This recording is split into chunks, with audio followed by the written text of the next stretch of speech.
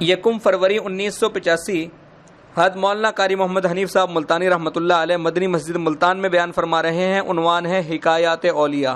سماعت فرمائیں، شکریہ۔ ونشهد أن سيدنا وسندنا ونبينا وشفيعنا وهادينا ومرشدنا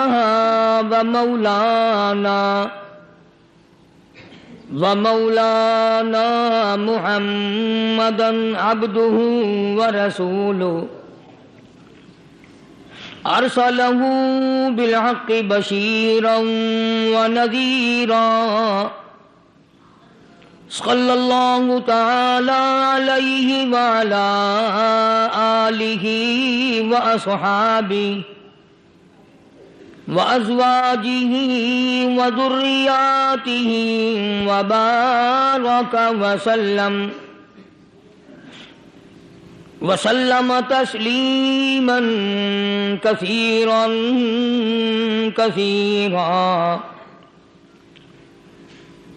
أما بعد، فأعوذ بالله السميع العليم من الشيطان الرجيم. بسم الله الرحمن الرحيم.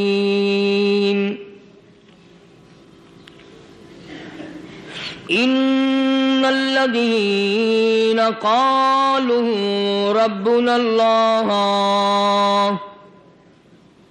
ثم استقاموا تتنزل عليهم الملائكة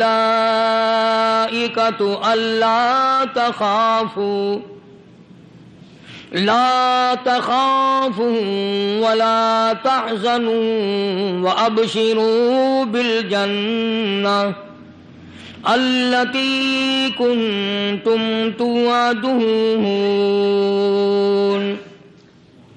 نحن أولياؤكم في الحياة الدنيا وفي الآخرة ولكم فيها ما تشتهي أنفسكم وَلَكُمْ فِيهَا مَا تَدَّعُونَ نُزُلًا مِّن غَفُورٍ رَّحِيمٍ.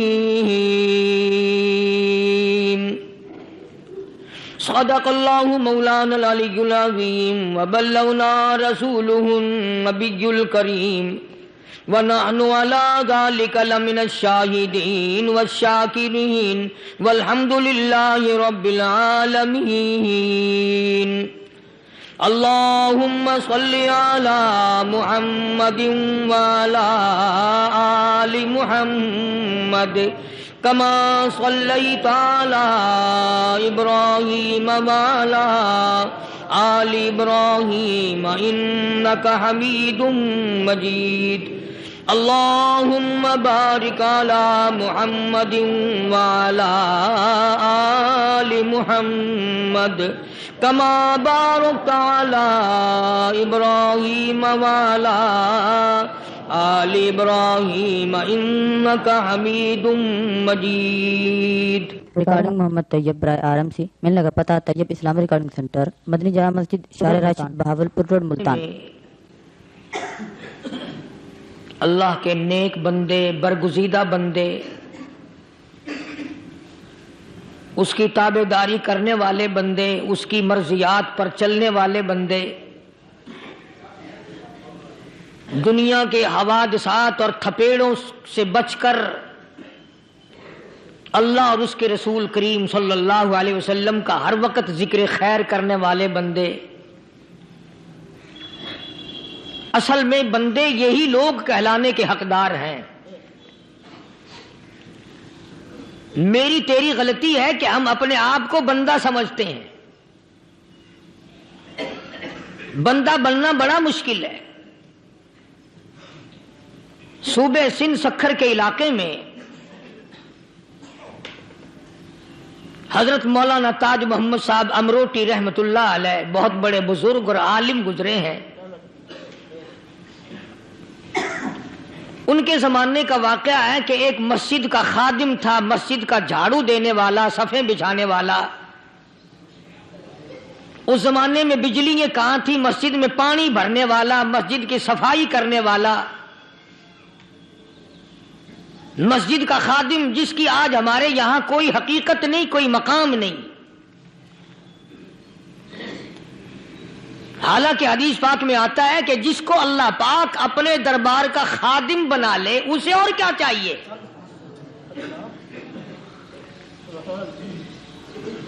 صدر کے ایوان صدر کے جھاڑو دینے والے کو فخر ہے میں ایوان صدر کا خادم ہوں، گورنر ہاؤس کے جھاڑو دینے والے کو فخر ہے میں گورنر ہاؤس کا خادم ہوں، کمشنر کے خادم کو فخر ہے میں کمشنر کا خادم ہوں، اور یہاں کوئی فخر نہیں کہ میں اس احکم الحاکمین کے دربار کا ایلچی ہوں۔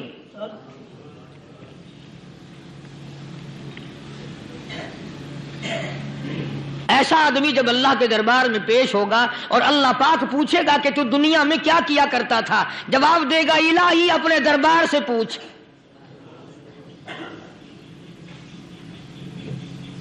تو مسجد کا خادم تھا، نیک آدمی تھا، لوگوں کو اس کی حقیقت کا پتہ نہ تھا۔ اللہ والوں کی ایک یہ علامت بھی ہے، ایک یہ نشانی بھی ہے کہ وہ اپنے آپ کو چھپاتے ہیں، وہ لوگوں سے اپنے آپ کو مخفی رکھنا چاہتے ہیں۔ چنانچہ مسجد میں ایک خادم تھا، سکھر کے علاقے میں ایک مسافر آیا تو خادم نے اس کو روٹی بھی کھلائی، پانی بھی پلایا، خدمت بھی کی، اور عشاء کی نماز کے بعد اس مسافر کو کہنے لگا کہ میں تجھے مسجد میں نہیں رہنے دوں گا۔ اب وہ مسافر بڑا حیران کہ یار نیک آدمی معلوم ہوتا ہے، مجھے کھانا کھلایا، میری خدمت کی، اب یہ مجھے مسجد سے کیوں نکالتا ہے؟ اس نے کہا صاحب مسجد میں کسی کو سونے کی اجازت نہیں، میں مسجد میں نہیں رہنے دیتا کسی کو بھی۔ تو مسافر کہتا ہے کہ اس کے کہنے سے میں نکل تو گیا، دل میں میرے یہ کہ کوئی خاص بات ہے، ورنہ یہ آدمی نہ تو نفرت کرنے والا، نہ تکبر کرنے والا، نہ فخر کرنے والا ہے کوئی بات۔ پہلے زمانے میں لوگ سوچا کرتے تھے، اب تو ایک منٹ میں کفر کا فتویٰ لگا دیتے ہیں۔ اب اگر آج کوئی اس نیت سے کہہ دے مسافر کو کہ بھئی یہاں چوری ہو جاتی ہے، لاؤڈ اسپیکر چوری ہو جاتے ہیں، گھنٹے چوری ہو جاتے ہیں، لہذا مسجد میں نہ سو، اور کوئی مسجد ہے تو پھر تھانہ ہویا کہ مسافر اس وقت تو نکل گیا، اور دور جا کر کے عشاء کی نماز کے بعد پھر واپس آ گیا۔ تو مسجد کے خادم نے سارے دروازے بند کر لیے، اور دروازہ بند سارے بند کر کے رات کو اللہ اللہ کرنے بیٹھ گیا۔ مسافر کہتا جب وہ کہتا تھا اللہ اللہ کہتا اتنی روشنی مسجد میں ہوتی تھی کہ مجھے کڑی اور شتیر نظر آتے تھے۔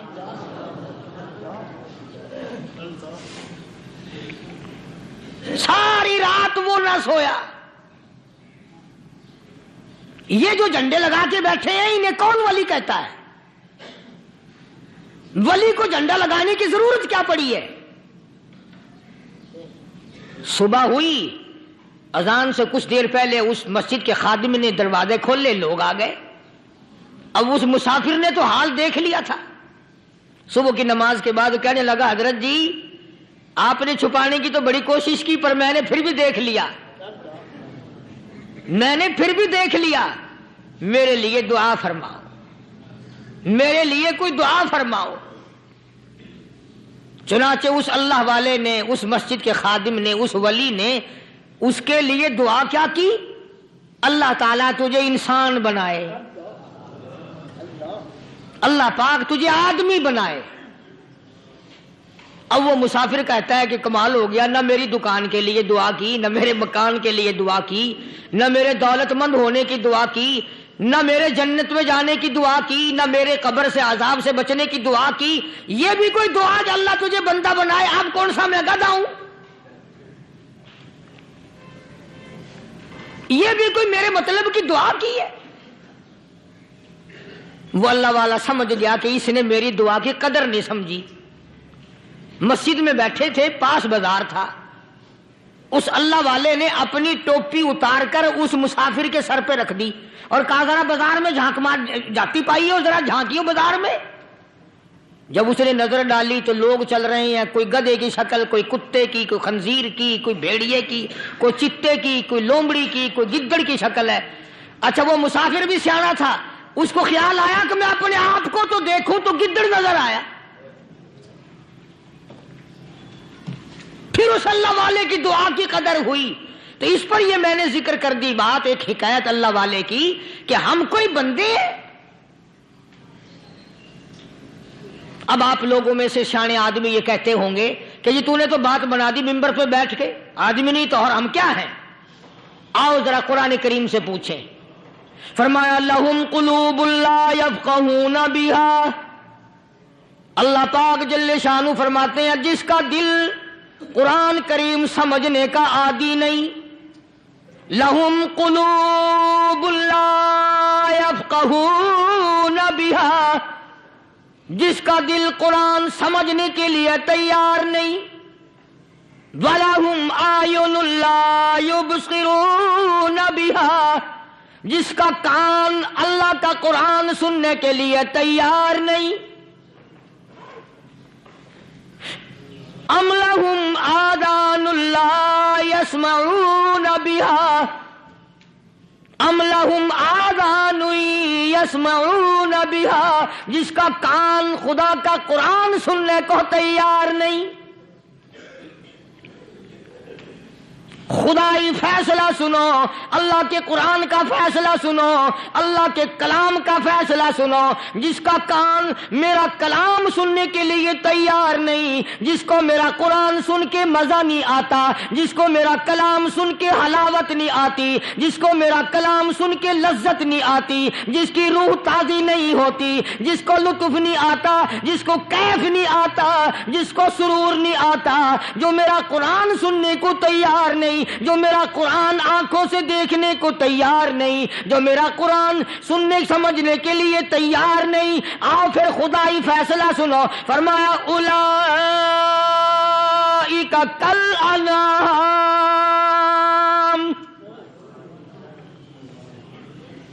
میرا فیصلہ نہیں، کسی پارٹی کا فیصلہ نہیں، کسی فرقے کا نہیں، کسی طبقے کا نہیں، کسی جماعت کا نہیں۔ فرمایا اولئک الانعام، پیدا کرنے والا مالک و خالق کہتا ہے مجھے اپنی کبریائی کی قسم یہ سارے جانور ہیں،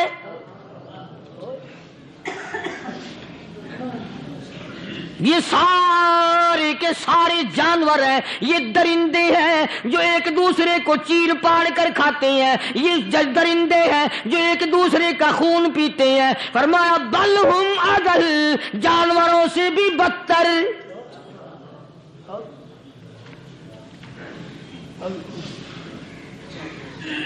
جس کے دل میں قرآن سن کر ترس نہیں، جس دل میں رحم نہیں، اپنے سے کمزور دیکھ کر جس کے دل میں شفقت نہیں، مہربانی کا مادہ نہیں، فرمایا وہ کوئی بندہ ہے، وہ تو جانور ہے۔ اور خدا قسم میں آ گیا، فرمایا بل ہم اضل، اس سے بھی بدتر۔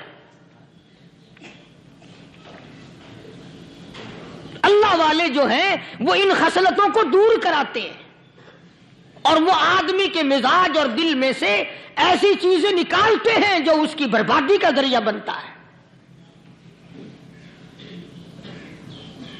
دل کی بیماریوں کا کسی کو فکر نہیں، بخار ہو جائے آپ چڑھ جائے آپ کو پتہ چل جاتا ہے، نزلہ ہو جائے آپ کو پتہ چل جاتا ہے، کھانسی ہو جائے پتہ چل جاتا ہے، دل کی بیماریوں کا کیا پتہ چلے؟ صحابہ اکرام رضوان اللہ تعالی علیہم اجمعین کی جماعت کے اللہ پاک کے محبوب حضرت محمد الرسول اللہ صلی اللہ تعالی علیہ وسلم نے دلوں کی صفائی کی پہلے۔